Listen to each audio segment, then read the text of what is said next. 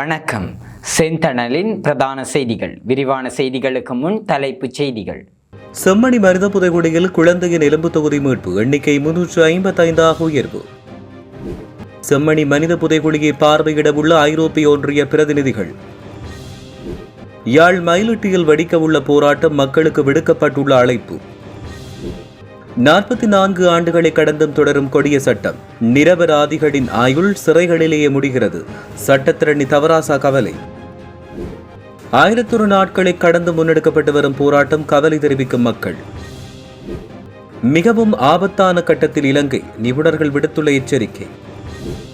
நோய் தாக்கம் அதிகரிப்பு, வைத்தியசாலைகளில் குவியும் நோயாளர்கள், சுகாதார அதிகாரிகள் எச்சரிக்கை. பதவிகளை காப்பாற்ற ரகசிய தேசிய மாநாடா? டெலோவின் தலைமைக்கு எதிராக மூத்த உறுப்பினர்கள் போர்க்கொடி. பருத்தித்துறை பிரதேச சபை உறுப்பினர் ஒருவருக்கு சொந்தமான வாகனம் அதிகாலை பறிமுதல். சாதாரண தர பரீட்சை பெறுபவர்கள் தொடர்பில் வெளியான அறிவிப்பு. யாழில் எண்ணெய் நிறுவனத்தில் நடைபெற்ற பாரிய மோசடி விசாரணைகளில் வெளியான திடுக்கிடும் தகவல்கள். எல்னினோ காலநிலையால் இலங்கைக்கு ஏற்படுகின்ற அபாயம். ஈரானின் அணுசக்தி மூலப்பொருட்களை அளிக்கிறது அமெரிக்கா, டொனால்ட் ட்ரம்ப் அதிரடி முழக்கம்.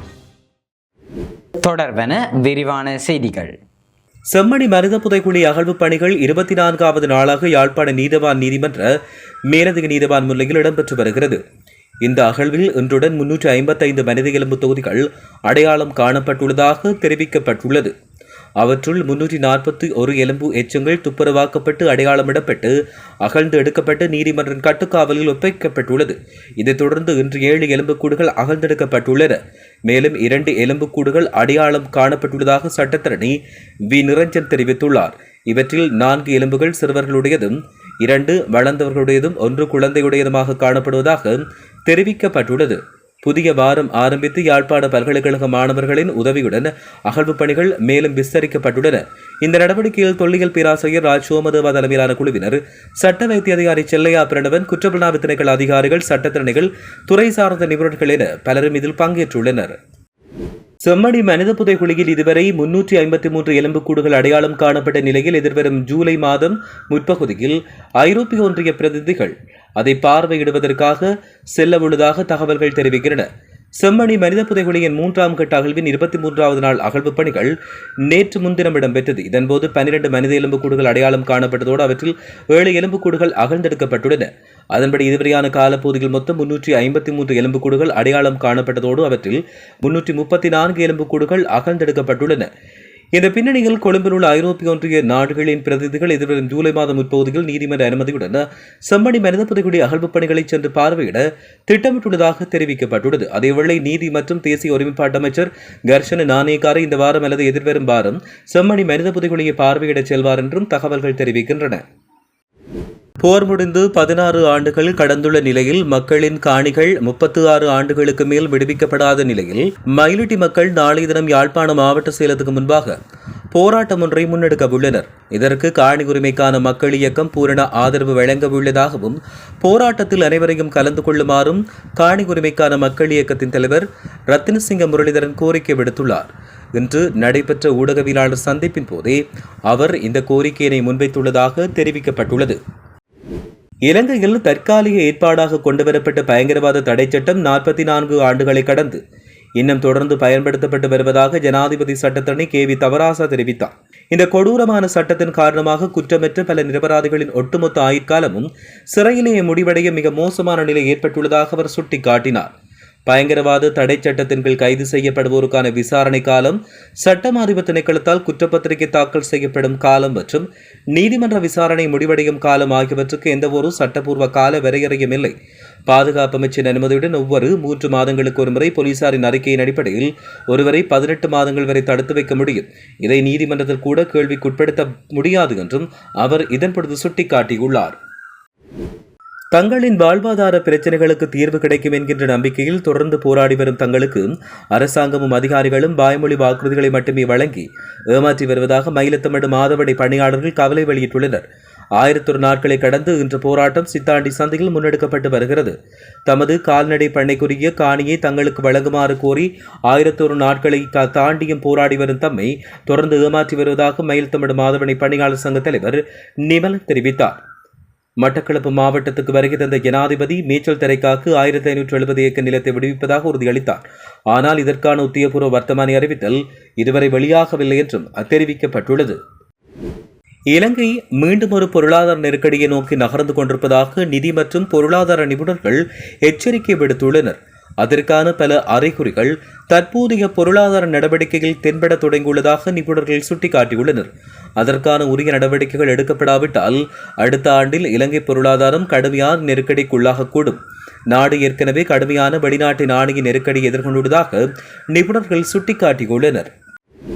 டெங்கு உள்ளிட்ட வைரஸ் நோய் தாக்கங்களின் காரணமாக நாட்டின் வைத்தியசாலைகளில் அனுமதிக்கப்படும் நோயாளர்களின் எண்ணிக்கை குறிப்பிடத்தக்க அளவில் அதிகரித்துள்ளதாக அரசு மருத்துவ அதிகாரிகள் சங்கம் சுட்டிக்காட்டியுள்ளது.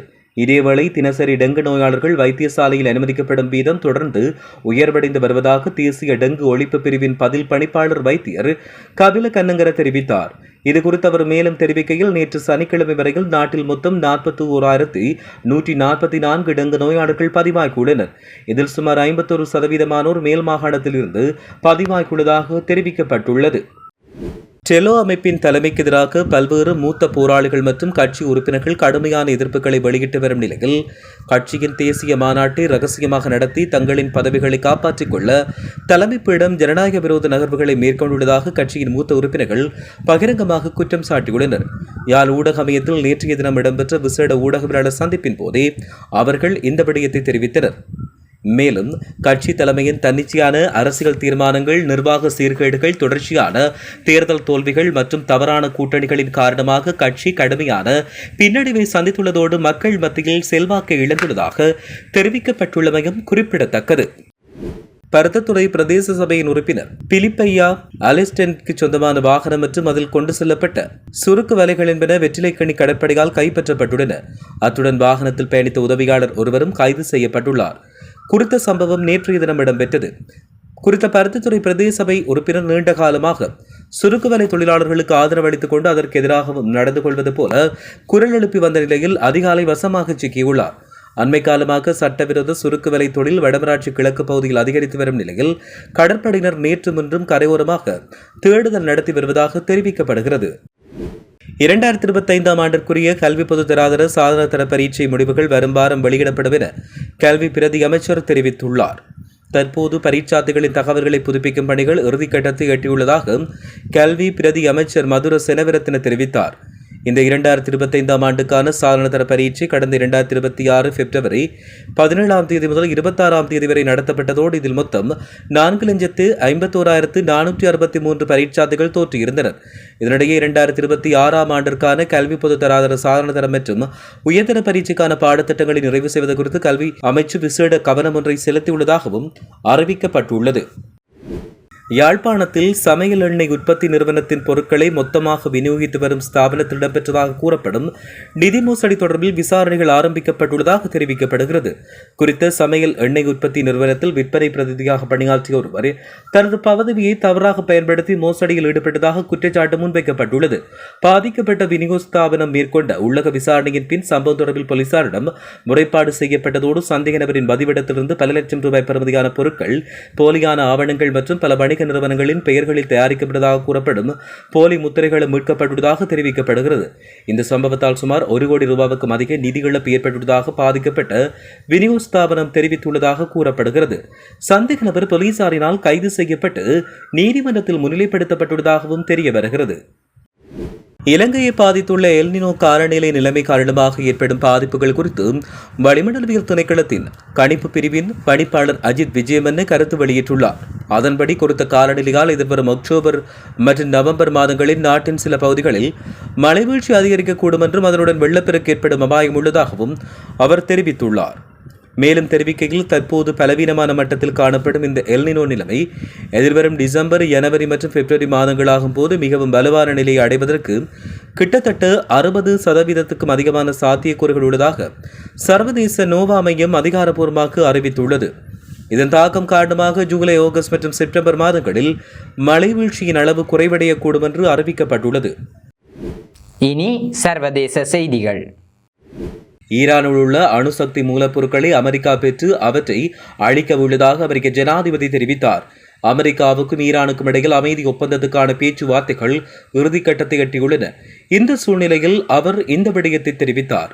இதுகுறித்து அவர் மேலும் தெரிவிக்கையில், சூழல் முற்றிலும் வழமைக்கு திரும்பிய பின் அமெரிக்கா ஈரானுக்குள் சென்று அங்கிருக்கும் அணுசக்தி மூலப்பொருட்களை பெற்றுக்கொள்ளும் என்று குறிப்பிட்டார். அந்த அணுசக்தி மூலப்பொருட்களை ஈரானிலோ அல்லது அமெரிக்காவிலோ வைத்து செறிவூட்டத்தன்மையை குறைத்து முழுமையாக அளிப்போம் என்றும் அவர் சுட்டிக்காட்டியுள்ளார். எதிர்காலத்தில் ஈரானுடன் ஒட்டுமொத்த மத்திய கிழக்கு நாடுகளுடன் இணைந்து பணியாற்றுவதை நாங்கள் எதிர்நோக்கியுள்ளோம் என்றும் குறிப்பிட்டார்.